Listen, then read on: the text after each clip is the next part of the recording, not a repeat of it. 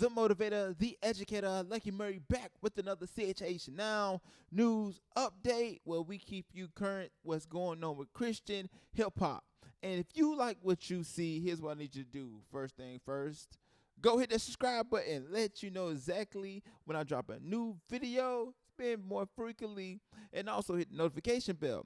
That would let you know exactly every time we drop a video. And also, you can go to chhnow.com and join our newsletter, so that way every single week you can get notified when we drop a video, when we drop an article on CHH Now.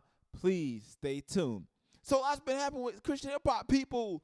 I've been grinding, working on CHH Now, and I went to rapzilla.com. They reported some news story that I want to talk to you guys about. This is not a surprise, but then again, I want to get your opinion since you've been rocking with me for so long. I wanted you to kind of hear what you got to say about this. So here's the first story right here. We got Jerry Mena also announcing departure from the INDIETRIBE. So let's read the article with us, people. So if you don't know, WHATUPRG announced that he was not a part of the tribe. So it says Jerry Mena also announced his departure from INDIETRIBE. It says 2020 has been a terrible year, and this July 28th is going to be known as Sad Tuesday. 3 articles in a row. Lecrae says Restoration may be his last album. WHATUPRG leaves INDIETRIBE, and now Jerry Mena leaves as well. Obviously, I'm saying the wrong word, but it doesn't really matter. This is all very dramatic. But for CHH fans, it's changing. Its change comes from their favorite artist. RG kicked off the whole thing with his following tweet: "Not with the tribe no more." Okay? And then Jerry Mena chimes in and said, "Same, but it's all love." And then Mowgli the Iceberg, which is one of the 2 members of the INDIETRIBE, had some emojis right here. So we got to talk about this, man, really quick.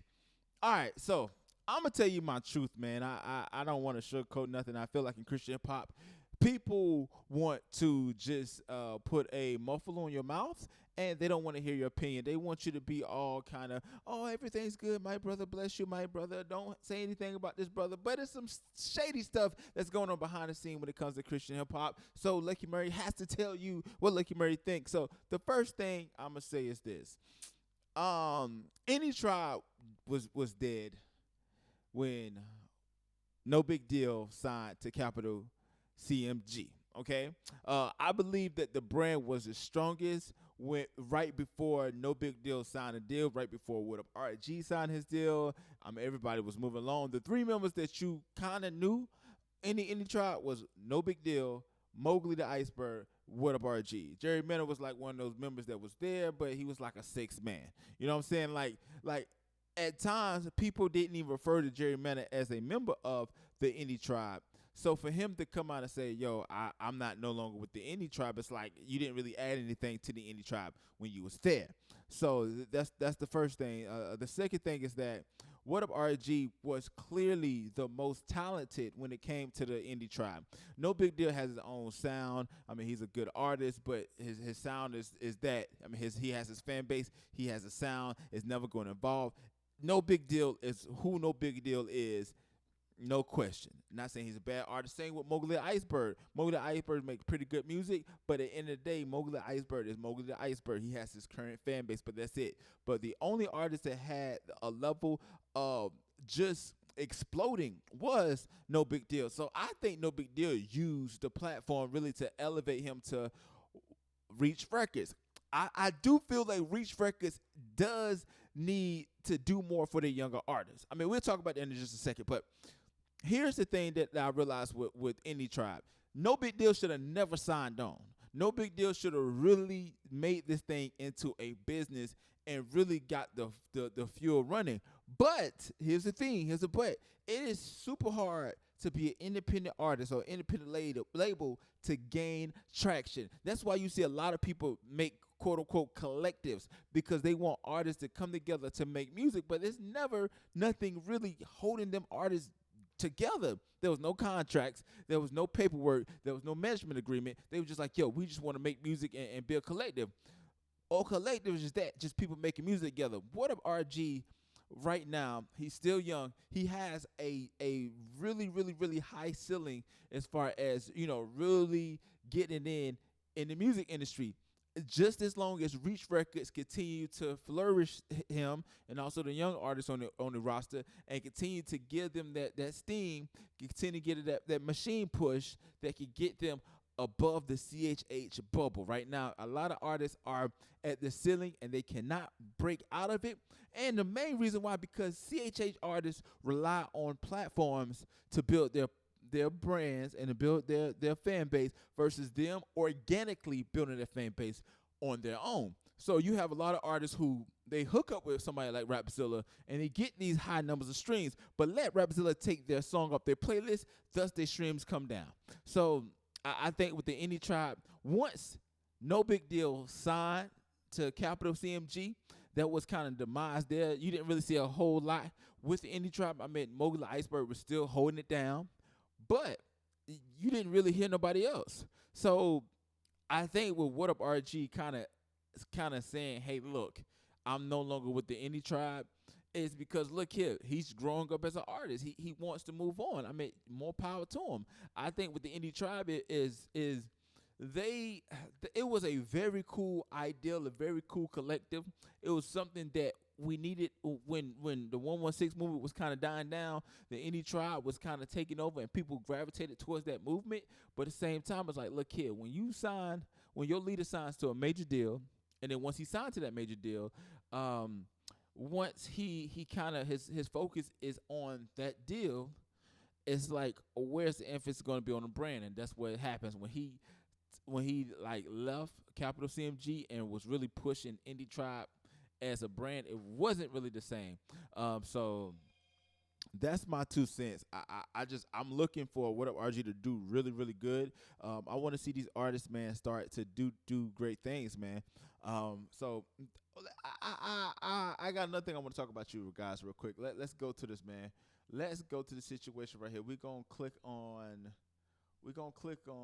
Lecrae. So they also was talking to Rapzilla, because Rapzilla gets the exclusives, and Lecrae reveals plans to retire from the music soon. We don't know how soon it is, but it says soon. It says, last night, Lecrae revealed plans to retire from releasing music soon during on our live interview. We had a really great conversation with Christian rap artist and Reach Record founder Lecrae on our community during Chaos Instagram live session alongside other hip hop heads Coop and CJ Lucky.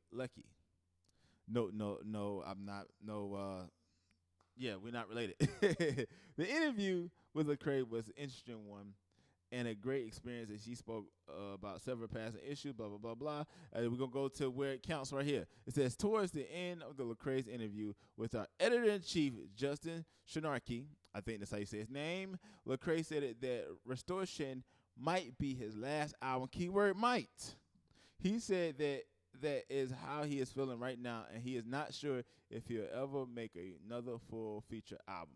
He added that the project is the best he has ever made and is deeply personal, and that he'll probably make a final church close mixtape, but then close that chapter and allow the new blood, referring to the next generation artists, to come up.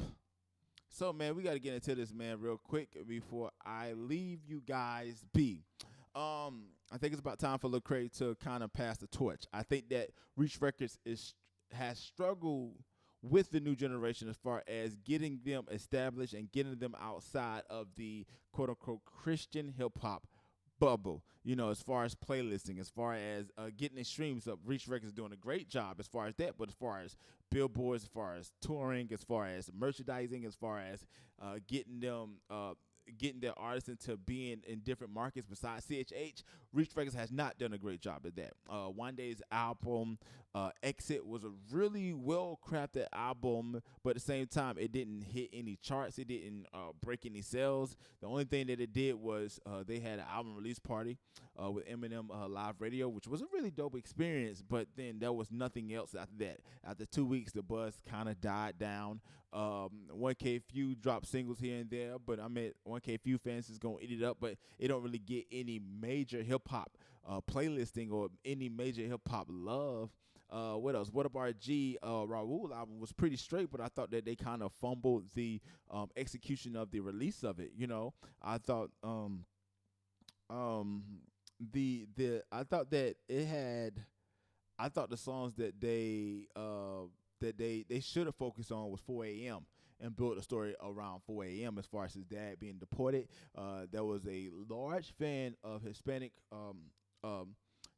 Hispanic population that definitely would have, and even people that's outside the Hispanic community that could have really related to their family members being separated them from reasons that's not of their own. But I felt like they told that story late. They tried to release a single, and people gravitated towards 4 a.m. and that was kind of the single that people were speaking for. And it was only later after that they really started pushing 4 a.m. They did a documentary after the album dropped, but the whole rollout I think should have been a little bit more different towards that. So it is like, can Reach Records in 2020s and beyond be the label where people can come to and really build a foundation and really grow as an artist?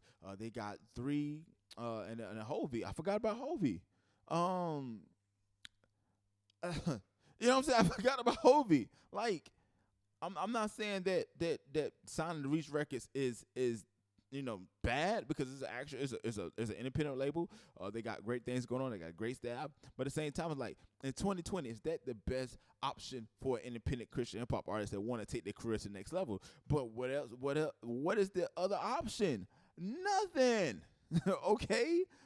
Where else you gonna sign to? RMG Amplified, and nothing against RMG Amplified, but it's like nobody has proven that they can take an artist and build them a fan base, that fan base can secure them and really help them build a career. If anything, they're proving that they can get people streaming numbers, which does not pay your bills, unless you're getting millions of streams per month. And that's when it makes sense. But only, I think, 2% of artists actually make a living off their streaming income. And because nobody's touring right now, how are people making money? So I think that Lecrae, like I said before, I love Lecrae to step back, do albums, every 3 to 4 years, you know what I'm saying, jump on features, but really push these younger artists, man, because they got talented artists. But I feel like they need to push with Reach Records at this point of stage right now in their career, Reach Records' career. There should be bigger artists besides Lecrae, Andy Mineo. Bro, I believe Triple E gets more streams than the new guys. Triple E hasn't put out an album like 3 or 4 years. You feel me? Like the core group that started with Reach Records, Tadashi, those are the Mount Rushmore right there. And then everybody else kind of get in where they fit in. So I believe that with Lecrae stepping back, they can focus on pushing the artists forward. And hopefully, man, we can start seeing, man, Christian hip hop, man, taking a huge step. But I'm going to say this, and I'm going to keep saying this, until Christian hip hop artists decide to build their fan base organically, where then we can start getting attention from the mainstream media that kind of comes in, and we can start hitting these charts, we can start selling tickets, we can start selling albums, or at least get our streams up so that they can count for something. Nobody will never take Christian hip hop seriously. So that's what I got to say, man. It's a lot. I know it's a long video, but if you rocking me for this long, man, hit that like button, man. Thank you so much for supporting me, man. I got some more stuff that I need to say, but yeah, man, I think that tomorrow I'm going to do my live show, the Lucky Murray Show. So that'll be 44 Radio. Check that out. And also, man, thank y'all so much for rocking with me, man. This has been amazing, man. Y'all been rocking with me with CHHNOW. It is growing as a platform. It is doing great, man. So here's what I need you to do. Go to CHHNOW.com. That's your latest, greatest in Christian hip-hop news and media. And also, maybe we got them charts, man. Nobody has charts but us right now, and that's anybody who submitted their music through CHH now in our playlist, and also join our mailing group as well. The link is at scroll down. It's at the bottom. Again, it's the entertainer, the motivator, the educator, and please don't forget all 3. Lucky Murray back with another CHH now. And WHATUPRG,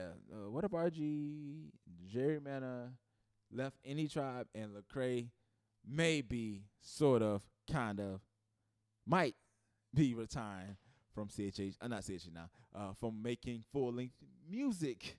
and focus more on supporting the new artists. Let me know what you guys think about it in the comment section below. But until next time, people.